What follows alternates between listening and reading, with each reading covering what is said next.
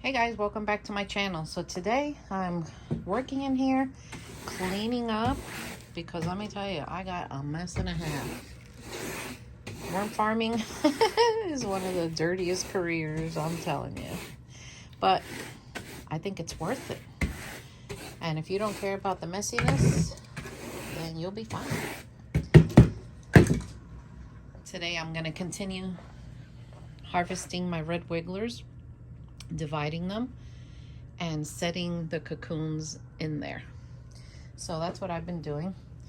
This is the castings that are left over with the cocoons in it, because there are ways to get cocoons only, but that's like for another video. It's a little trick, I know. And I take this and I put it in the bins over there with fresh bedding. I cover it, I wet it down, of course, and I date it. So this one was done on September 3rd. I have to check on it like the first week of November approximately, and they'll be in here about 9 weeks. So then once they hatch, they start growing up, they're gonna move that way until they finally hit the stage of sale. So that's what I'm doing today. Do you guys ever watch this guy? His channel's name is Donnie Laws, and he tells stories about his life growing up on the Appalachian Mountains and all the way lifestyle used to be back then and stuff. Let me tell you, those were some hard-working people. But his voice is so soothing. It's almost like a grandpa telling you a story. So I play him sometimes in the background here so I can just listen. And I just really enjoy his channel. Hey, Donnie Laws. I don't know if you see me, but hey. So today, guys, this is what I'm doing. I'm off work today, and I pretty much got all my chores done upstairs in my house. So it's time to spend time with the wormies. So these three here, I looked at the bedding, and to me, they're not ready to go yet. So I'm just going to trust my instincts, and I'm going to just leave them alone. I fed them. I sprayed them with my special mixture for microbes, and I'm going to redate them and put them back. So these three, I'm going to harvest them with Harvey. Harvey's my harvester over here that's motorized. Well, it vibrates. And we're going to see. You know, another thing that I'm noticing is the worms, I don't see as many cocoons as I do in the peat moss. Definitely has more cocoons than the coconut coir. I don't know why that is. There's not as many cocoons in the coconut coir than there is in the peat moss. I don't know. There's got to be like a reason. See, that's a peat moss right there. My peat moss is loaded with red wiggler cocoons. See that cocoon, how it's yellow? That means it was just hatched. When they're ready to hatch, they turn like a maroon type red. If I find one in this process, I'll show it to you. Because sometimes they're so little, they're hard to spot. Anyone else notice that? That, you know, I don't know. What do you think? That's odd, but okay. I'll go with it. So that's a word. Let's get Harvey going. I took my sweater off because it's about to get real dirty. All right, okay, guys. So my process is I have one of the bins here. I take this scooper and I scoop out, and I come over here to Harvey while it's turned on, and I put the first scoop in here, which is a 1/4 inch mesh. Then falls down to here, which is 1/8. This catches the cocoons and baby worms for the most part. And then the castings come down here. See the castings? Beautiful.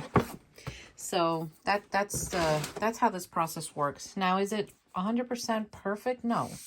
You will have a couple of cocoons and babies here that just happen to go down. I mean, the red wiggler cocoons are so tiny that sometimes you can't help it.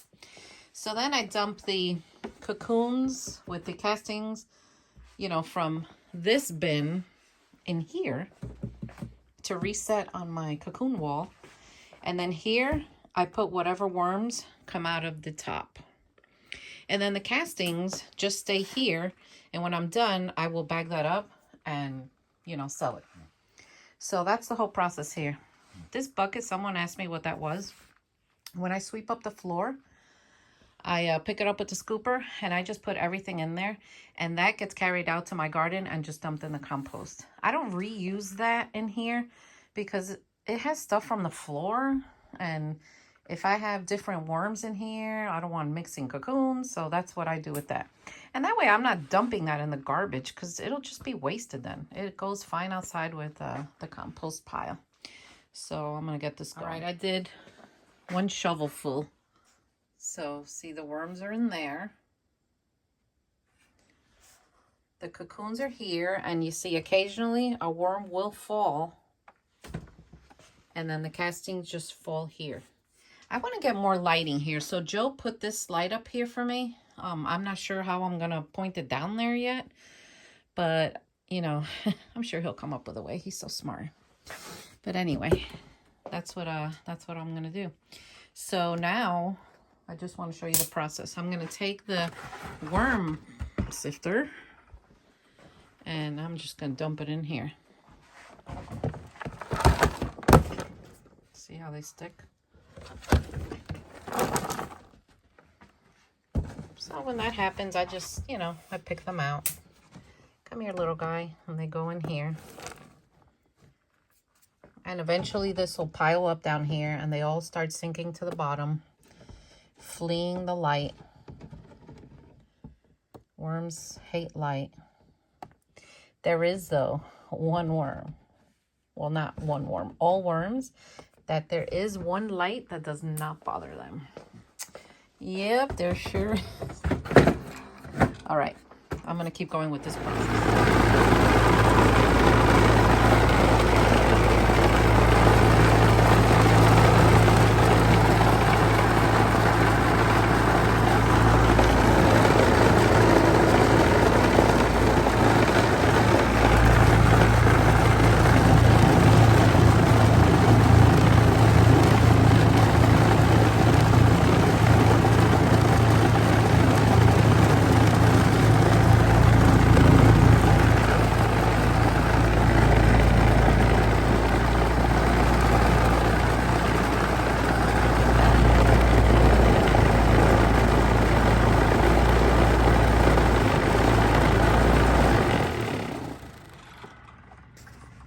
So you see, guys, when the castings are more dry, look how much better that's sifted than when they're wet. Did you see me put my hand down here so you could see them clump, like fall on my hand? That's the best time to harvest castings. The drier they are, the better. But you got to be careful because you can't let them get too dry to where they'll kill the worms. So that's why I took my gloves off. I was working with gloves. By the way, for those of you that are watching that are new, I'm working with red wigglers, also known as Senia fetida. There are no blues in this room, even though I love blue worms. I'm thinking of getting some blue worms to use upstairs in my house because they are really amazing worms. Their composting ability is unbelievable. But I don't know why people, I don't know why they have a bad rap. I really don't. Anyway, did you see how that worked? Yeah, this was a lot drier. So it was just so much easier to put through the machine. So now you see why I have Harvey. I mean, that took me literally 5 minutes. When you have to do all of this, plus all of this, yeah. Harvey's my best friend. So now what I did was I put the empty one here and I slid the other ones forward that are next. And I'm not sure about these two yet. I mean, I'm going to do it because they need to come out. But these castings, this bedding, it's not really full castings yet, isn't as dry as the other one. So it might be clumpy, which I hate. And this is coconut coir.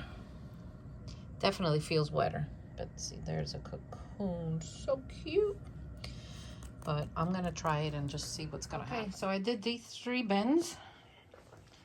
These are the castings with the cocoons that didn't sift through. Remember I told you can't get every single one, but it is loaded with cocoons. I'm telling you, loaded. And the top one with the worms in it, and the stuff that was too big to go through the holes is in here. So what I do is I take off the top stuff as they go down, and I reuse it because it's just not finished. See? And I know a lot of professional worm farmers do the same. And also, you know, you're saving money because you're reusing that. But, you know, it's just not finished. It's no reason why you should throw it out. So this is what's happening today. I hope you're enjoying this video. If you're new here, why don't you subscribe and give me that thumbs up, and check out my website for worms, thegardenandwormlady.com. And if you all want to become a professional worm farmer, I'm going to link a course that I personally took down below. And the reason I recommend it is because I took it and I know it works. And the creator of the course has given me a 20% coupon off for you all. You all are lucky. I didn't get no coupon when I did it. So I'll see you all next time. Oh, I'm out of breath. Take care.